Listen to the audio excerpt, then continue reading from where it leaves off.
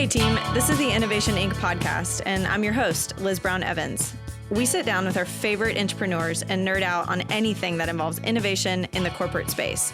So if you work for a corporate company, but you think like an entrepreneur, we're your people, and we're really excited you're here. Before we jump in, a huge thank you to our sponsor and Inc. 5000 company, Apex Software. They create powerful custom software, websites, and mobile apps that take your business's innovative ideas and turn them into realities. Reach out today to get a quote at apexsoftware.com. All right, everyone, let's get to it.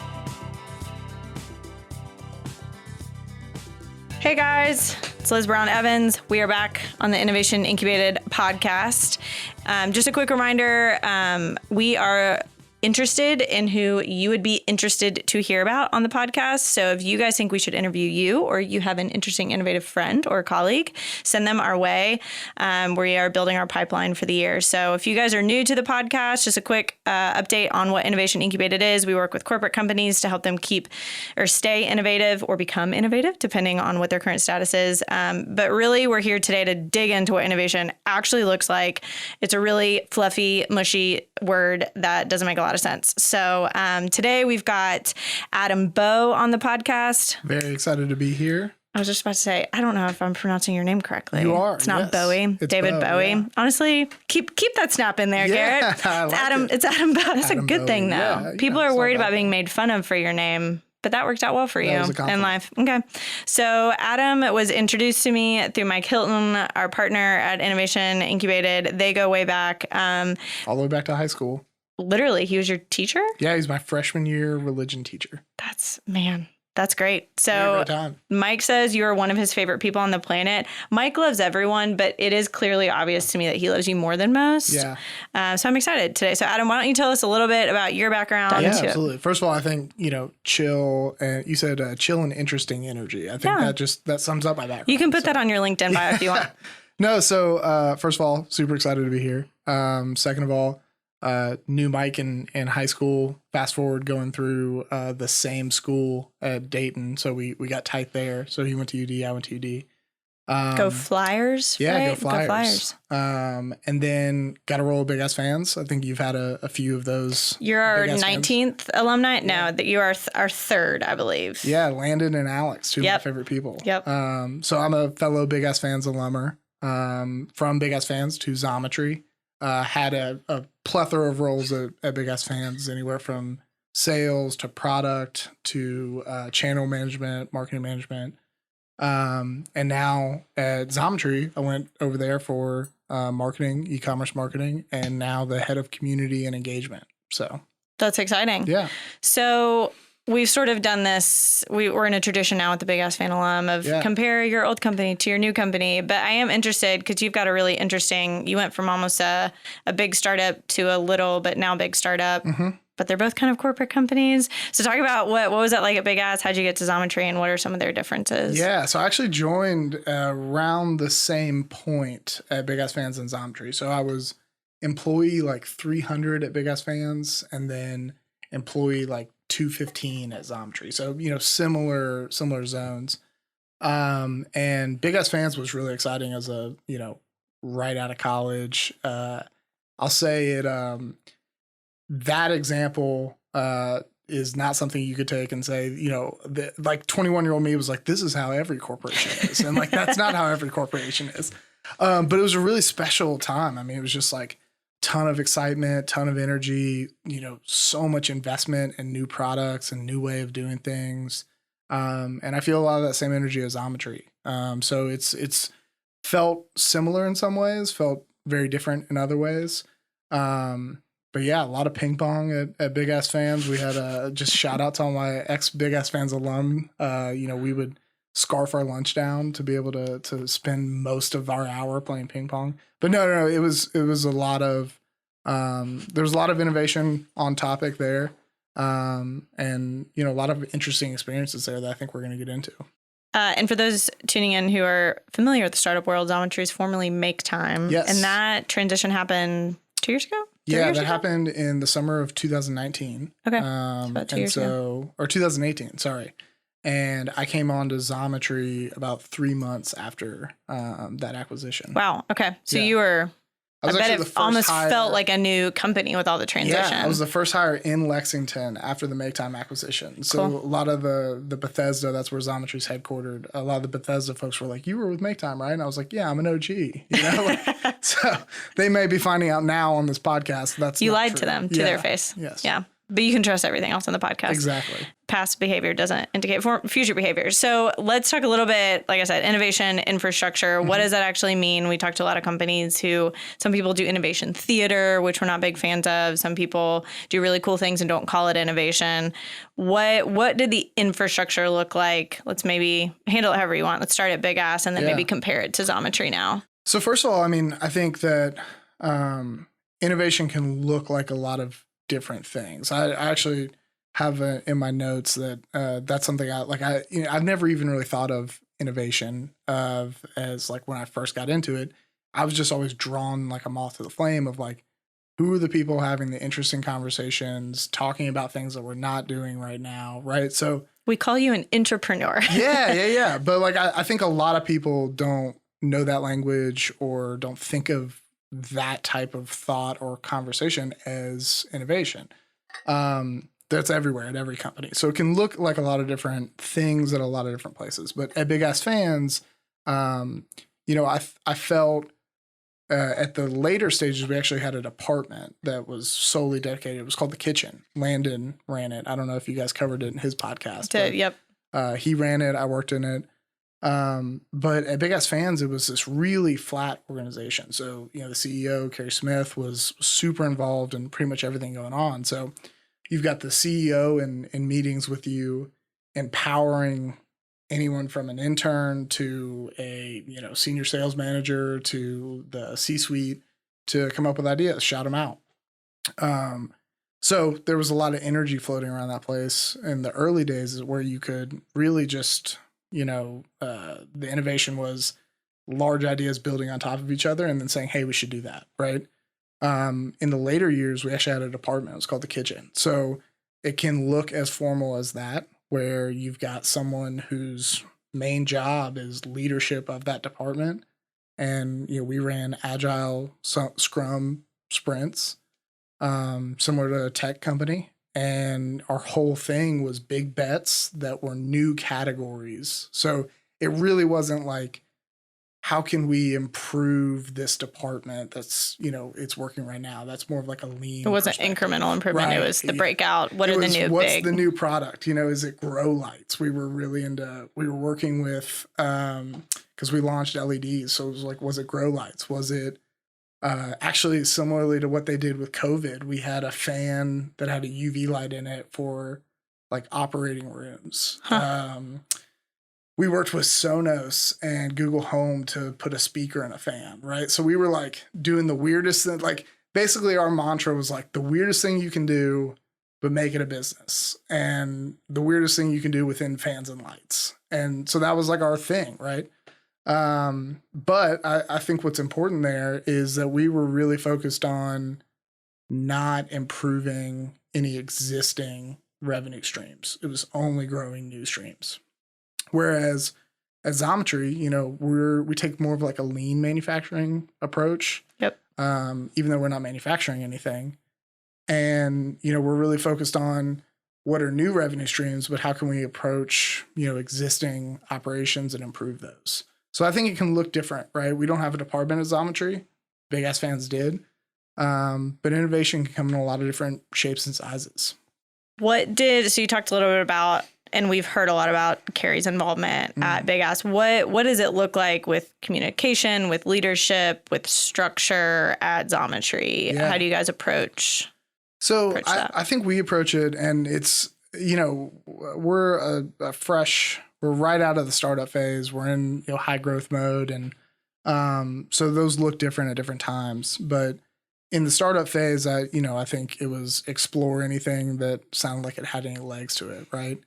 Now we're a little bit more structured. So it's really, one thing that we do is we come together as cross-departmental teams. So I think that the department function can work, but a lot of times what happens is that, you seem like the cool kids in the science lab with all of like the toys and the good ideas, and other departments kind of get a little jealous of that, right? And so what happens is that ideas that could be good for that department stay siloed in other departments because, they don't want to flow that through there. So what we do is we come together as cross-departmental teams, and we have very formulaic, how do you weigh an opportunity?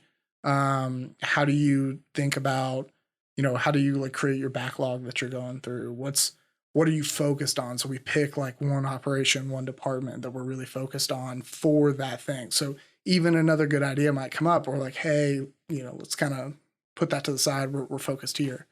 And I think cross-departmentally, what works there is that you actually have buy-in from, it's all the teams, right? It's all the teams working together. So you don't have a lot of the politics that can get into it. We do have an executive sponsor on any of this, so that helps, right? Because someone's got to be shielding from, we were talking Carrie, but every CEO is involved, right? Every CEO is where they are because, they want to know what's going on in their business. So you got to have someone that can shield that energy a little bit because, halfway through a sprint or, insert time period here of a project is not when you need to be talking to the CEO. So if you have that executive sponsor, if you're working cross-departmentally, and what we do is we started probably, I'd say, like 2019 was my first interaction with like real innovation, like structured innovation at Xometry. It was called Project Jackpot. That was our little, code name internally. That's a requirement for innovation. You have to have warlike code names. Yeah, exactly. Project Jackpot.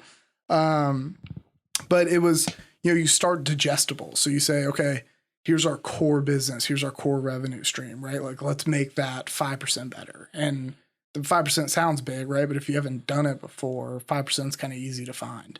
And if you bring really smart, interesting people to the table that, want to take on this role, you can find that. And so we came up with like 10, 15 big bets, said, hey, we can tackle 3 of these at a time, but those other 12 are great ideas.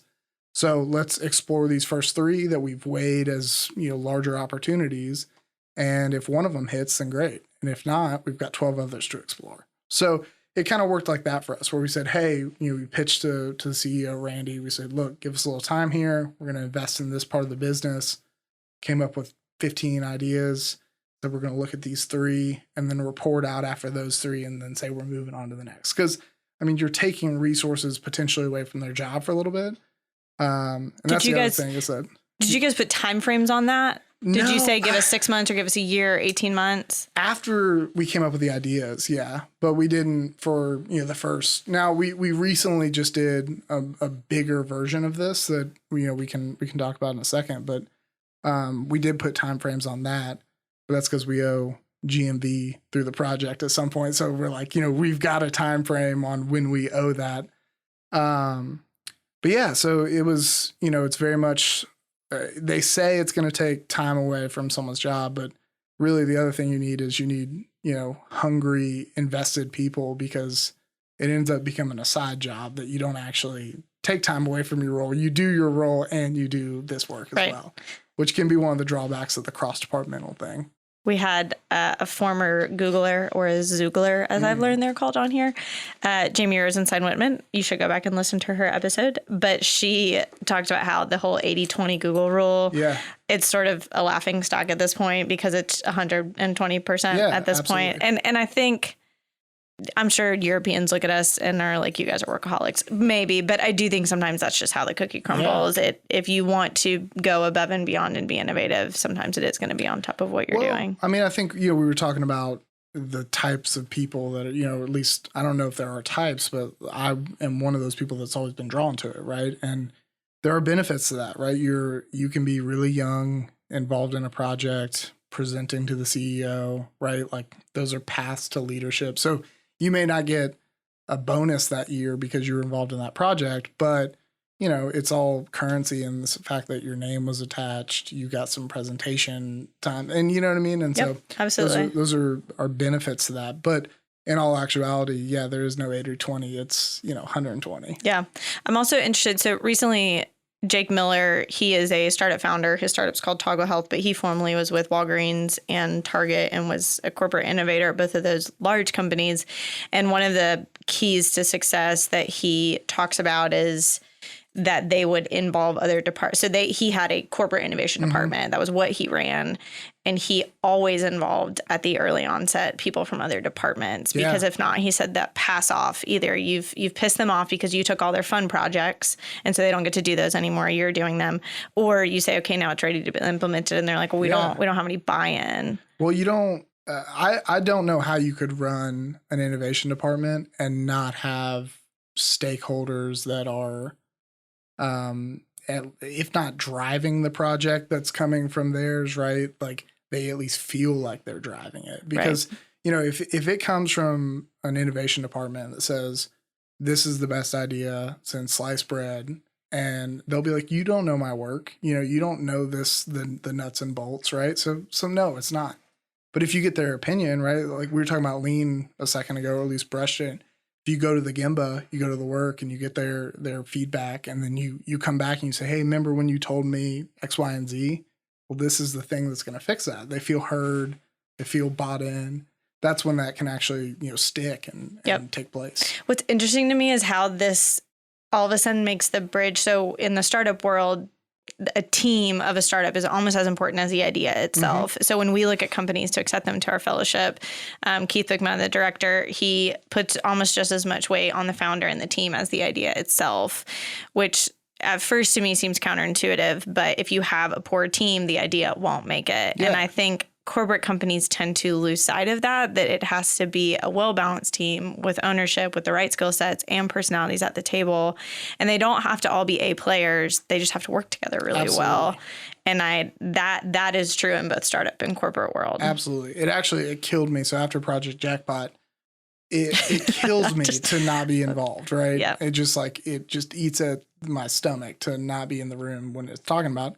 But we were like, okay, we did this, right? Now recommend someone from your department to come to the next iteration of this, right? And so you have to have the right departments that are represented, but also, you can't be just, like I said, it can't be the cool kids versus everybody else. Everyone has a good point of view. Everyone has something that they can bring to this. And so we would rotate out and we would have, some consistency so that it could be, this is how we did it. This is how the process flows. Like, right work relations on how you're doing ideas and brainstorms. But mostly, fresh new people. So you mentioned this became a bigger, you guys went from Project Jackpot to something even bigger, made it a little bit longer. What does that look like? Yeah. So I just got back from Bethesda where we did a 3-day workshop. And it was a huge corporate investment, right? So I think we had 3 C-suite people there, tons of SVPs, a lot of our leadership was there. So you take that, I say huge corporate investment. I wasn't just name dropping people, but you think about their time, right? That's very valuable to say, hey, don't answer your email, don't take meetings. You're invested in this for 3 whole days. And it was because, we're actually doing a kind of a startup within a startup, right? Or a startup within a high growth mode company, because I don't call Xometry a startup anymore. Right. And just a little bit about Xometry, we're an on-demand manufacturing platform. See how you kept us 15 minutes into the we don't care what you do. We just care how you do. Yeah. So we're an on-demand manufacturing platform, and what that means is it's kind of like the Airbnb of the manufacturing world, right? So manufacturers, even in the best economy, has around 70% of their time on their machines is idle. We have folks that are, engineers, companies, tons of big names. You can check out our website to name check some of the logos. But, folks want things made from a prototype to a production run. They get a quote from Xometry, and then a manufacturer that has time comes and takes that part and actually makes it. So that's where I say the Airbnb of the manufacturing world. You got, renters and homes that need renting. What we're starting now is more like the Etsy of manufacturing. So the shops and the engineers are actually going to be able to quote directly with one another on our platform. So transact with each other. We've launched a full suite of financial tools, and shops are going to be able to list services that Xometry doesn't necessarily carry on the instant quoting side of things, but, customers want. There's also going to be finishing shops on there. So, for example, if you take a part that you can machine, but you can't finish it, you can't anodize it, you could actually accept that work even though you couldn't do the full job and then quote it out on the platform to a finisher, right? So it really unlocks the capabilities for manufacturers. So, but this marketplace, it didn't exist until this year. We've been building it for 6 months. We launched it actually like a week ago. So we're like very fresh. But for 3 days, we were really invested in innovation around that idea, that startup within our company, and the big bets that we were going to make for the rest of 2021. I almost said 2020, 2021 Doesn't count. And 2022. That's exciting. So you're talking about big bets. You're talking about risk. Yeah. What is the disposition toward risk? Obviously, it's highly tolerant if executives took 3 days of their time to think about it. But what does that look like at Xometry? I mean, I think it's got to be high anywhere. High is maybe the wrong word. You got to have some tolerance for risk. I would say it's, high at Xometry. So if you think about our marketplace that I was just talking about, the Etsy example, there are manufacturers right now. We have a successful business that we run through the instant quoting engine, right? Those manufacturers take work from our job board. Well, we're now launching within our own platform another way for them to take work, and there's a limited resource that we're looking for, which is the time of the manufacturer, right? So now that manufacturer has to have the time, the 30% that they have extra or 50%, whatever it is, they could either take it from the job board or they could take it from the marketplace. And so, that is risky for us. However, we have, much better margins on the marketplace because it's an unmanaged marketplace. Whereas the job board, you have case managers, et cetera, like folks invested in the job board. So the job board's still our bread and butter. It's still our, the house that the marketplace lives in was built by the job board and the instant quoting side. But that's risky. We don't know how this is going to go. We think we've got a good idea, right? It's going to unlock our ability to, and something I should say is that the reason that we're excited about this is because, it's a rigorous process to get on the job board. You have to be, you have to create a test part for us. It's inspected by us. So this is the best of the best taking work from us on our job board. Whereas the marketplace side, it's unmanaged, right? It's just like Etsy. So, if you buy something from Amazon or Etsy that isn't, Amazon branded, Amazon's saying, hey, that was a seller on our marketplace. We didn't make that thing. So same deal on this side, right? It's an unmanaged service and there's different benefits for going with both ways. So it's risky, but our leadership is allowing us to start it, allowing us to invest in the time to explore it. And it's because we did our homework and we think this is the way this is where pretty much everyone's going. So you mentioned earlier, there's sort of a formula you guys run through as you're evaluating this. So I kind of want to back up. You guys eventually have gotten to this marketplace, but when this idea first came to the table, how do you guys run through? How do you evaluate whether it's a good idea or not? Yeah, and I think there's two different formulas that's top of mind for me is, there's our formula and then there's like the formula that from my viewpoint after working at Big Ass Fans and Xometry, two very different ways of approaching innovation that I think are consistent factors that you need for innovation. So, our formula is we're taking, it depends on if we're looking at new categories or, existing business, but let's say existing business, right? So, you look at the revenue impact, and you're also looking at effort. So if you're looking for something that's high revenue impact, low effort, right? And then, you scale back down to high effort, low revenue impact. That's not something we're going to look at. We also look at, which department is this impacting? Is this, kind of like I said, we've got our core pipeline, if that's something that we can change, right? And the user's perception of this. So is this just something that we know that we need to fix, but users haven't really stumbled on this? Or is this a really squeaky wheel for us that we need to look at? So there's a more in-depth kind of chart that we go through, but that gives you an example of it. But what I found as far as like the formula that, if I was in your shoes and I was having to put this out to companies, I would need an exec team that has a high to somewhat high risk tolerance, but also patience and trust with the team. So they've got to be able to, think big. And they're an exec team for a reason. They probably can. And say, yeah, that's a risk that we're willing to take because it's a big swing. But also patience and trust. Because like I said, you can't get 2 weeks into a month project and then the CEO come knocking on your door and saying, hey, I need an update, right? And those timelines are just numbers that we're playing with. But at any point, it's got to be, hey, we're going to come to you at this date with our proposal, and then we're going to report out to you at these stages. And they got to be willing to wait for those stages. And the way you do that is you get an exec sponsor, I think. You have someone that's super invested in it, and they're running defense for you to say, hey, no, you promised to wait for this date for us to report out to you. I think you have smart people that want to work on big problems and opportunities, and smart driven people. So we were going back to that 120%, right? Someone has to be driven, might be the wrong word. Invested is probably the right word. So they have to be invested in the company, right? So if you're asking them to work more than the 9 to 5, they have to feel that it's growing their career, or that they believe in the company mission. They got to be invested in what's going on, because it's going to take more than what they've currently giving in just their regular job to do this.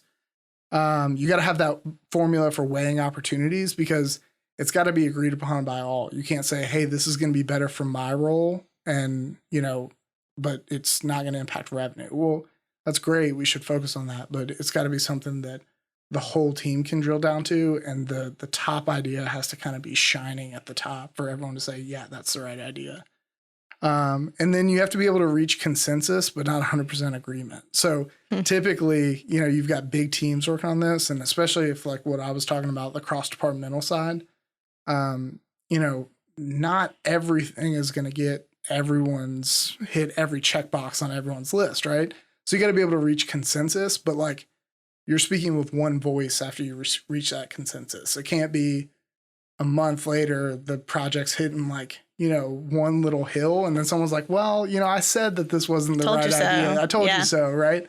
It's got to be one voice once you reach that consensus. And then I really like having consistent structure for presenting projects, and you make it boring so that it's like the same thing that I would say, hey, we're going to increase our paid search budget by $50, right? I would have a little sheet that said that, and I would deliver that to whoever my boss is that needs to sign off on that. And they'd be like, yeah, that's fine. And then I'd say, hey, I need $2 million to spend on this crazy marketing thing, right? Same sheet. They're getting that same thing. So it keeps everyone's blood pressure low, because they're seeing consistent, they're like, oh, this is a project. It's got details, right? And it comes to me in how I like seeing all my other projects. And so keeping that really consistent and really formulaic, I think keeps everyone's blood pressure a little low when you're talking about big stuff. And it also keeps you focused on like the stuff you actually need to talk about. Because I think with some of these big ideas, the conversation, you can lose the thread of the conversation a little bit. And if you can stay on that formulaic, that sheet that you present on each project, it can keep it really, you're like, hey, let's talk about bullet point number 3, not kind of how you feel about this. I've never heard someone say that, but that makes so much sense in I think it keeps the idea presenter accountable, right? You have to do your homework rather than making an emotional sell for an idea. Absolutely. But if you've done your homework, I don't want to get into emotions. I want to get into why it makes sense for Let's you talk to. about this point that you don't have. You should make a big bet on it. But you've already won at that point. If you're talking about this point, right? Like you're tightening bolts on that idea. Yep. And one's probably, it sounds combative, but you know what I mean? Sure. Like, you're already thinking that your project has momentum now because you've got them thinking about it and they're thinking about some point there. Not, hey, I just don't get this idea, right? And so you've got to do your homework. The idea's got to be really clear, but if you can, it can keep things really pointed when you're talking about stuff, and those meetings can fly past. Right. I also think it gets to, you're ultimately making a sales pitch to your executive 100%. and the more that you can cater it toward what keeps them up at night, the better that presentation is going to be. It doesn't necessarily have to be, I mean, it's ultimately all of sales is emotional, but I think if you know what they care about, make a reasonable argument. Top, yep. Right. So that's where at a certain point, if you're presenting these big ideas, you should be used to presenting to whoever's going to need to sign off on it. And so you know what's important, right? If I'm talking to the CFO, I'm talking either, you know, the GMV it's going to bring in, the revenue it's going to bring in, how it's going to drive down cost, how it's going to increase our profit margin, right? If I'm talking to the CMO, I'm going to talk about, you know, marketing KPIs and the number of users, clicks, whatever, right? So big numbers at the top that they care about. And then that can be like, oh, I can get them dreaming. And then you go into the bullet points below. But if you can keep that really formulaic for, like I said, even the smallest projects that you want to take on and the biggest fitting in both of those, I think that can do a lot for keeping the blood pressure down in those meetings. Yeah. And I'd support, I think executives need to hear that too, of allow your employees to pitch to you in that way. So I think that's such a practical bit of advice. I think that's great. Well, so bringing us home a little bit, I would love to hear something I'm trying to start asking more people about. And actually I'm going to switch this up on you a little bit, personally and professionally. What are some trends that you're seeing in Xometry data? I don't care what it is that you guys are paying attention to, that you're like, you know what, we're watching consumer behavior in this way, X, Y, or Z. Yeah. So, I mean, I touched on the marketplace that we're building, right? So I think it touches on a few different things, right? So we're seeing a ton of people start manufacturing shops, but like in their garage, or they're renting a space. Like it's like almost like the new CrossFit, right? If there's an empty garage, someone's buying a CNC machine to fill it. So, and what I think is interesting there, and it touches on, you know, a lot of what other corporations are seeing, is just distributed workforce, right? And so distributed supply chain. And if you're able to hack into that and you're able to say, hey, you can only take work from the job board or from Xometry, but you don't have to have local business there, right? You can just have this distributed machine shop where it's small micro shops taking work from us. And so I almost draw a correlation from what we saw in the brewery industry recently, right? So everyone and their mother knows a small brewery, a microbrewery, right? You're going to see less of that in manufacturing, less of, Anheuser-Busch in manufacturing, and more of West Six, right? And West Six at this point isn't a small brewery. They're kind of big Blue deal. Stallion, maybe? Yeah, even them, right? You Sure. know, but like, but I think that's what you see, right? Is that, 5 years ago, Blue Stallion, West Six, Country Boy, all those, kind of small breweries, they've made it now, right? Well, you're going to start seeing that in a lot of manufacturing, where you're not seeing these 50, 100 people, 200 people shops. You're seeing, 1 to 5 people in a shop that can do really, really good work. And they're really focused on, that IPA that they make, or that coffee stout. And then they'll get outside of that. But so I think you're gonna see a really robust and powerful manufacturing network in America, but it's going to be distributed around to these kind of 1 to 5 shops all over the country, and hopefully they're working with Xometry. One of my favorite things about just you guys and what you're doing is that I think one of Kentucky's strengths is manufacturing and logistics. So to have you guys here on the tech side of that and the innovation side of that just makes me really excited for the state. So, well, how can people, obviously they should go visit your website. How can they connect with you guys, or are there ways that they can support what Xometry's doing? Yeah, so they can go to our website, www.xometry.com, and I'll spell it out actually because that's fair. Xometry.com. You can also connect with me on LinkedIn. It's Adam-Bowe on, the backslash after LinkedIn, but it's BOWE. So Adam Bowe. You can also, follow us on all the socials, right? Facebook, all LinkedIn, the socials, Instagram, all the socials, right? But yeah, so connect with me. I can get you pointed in the right direction if you're a manufacturer, if you're someone that wants to make something, right? So I said engineer earlier. You really don't have to be an engineer. You just got to have an idea. And if you want that made, then let's do it.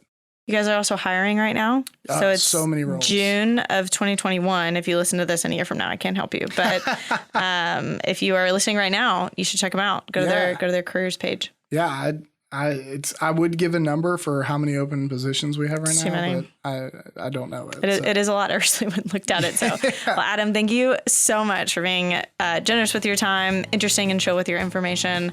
I'm very excited for people to hear this, and we'll let everyone know when the podcast launch. Absolutely. Thank you so much for having me. All right, take care. Thanks for tuning in, everyone. If you know someone who should be on our show, even if it's you, reach out to us at innovationincubated.com. And while you're on our website, sign up for our newsletter. Lastly, thanks to our sponsor, Apex Software. The right software partner can change everything. So reach out today at apexsoftware.com. Until next time, go team.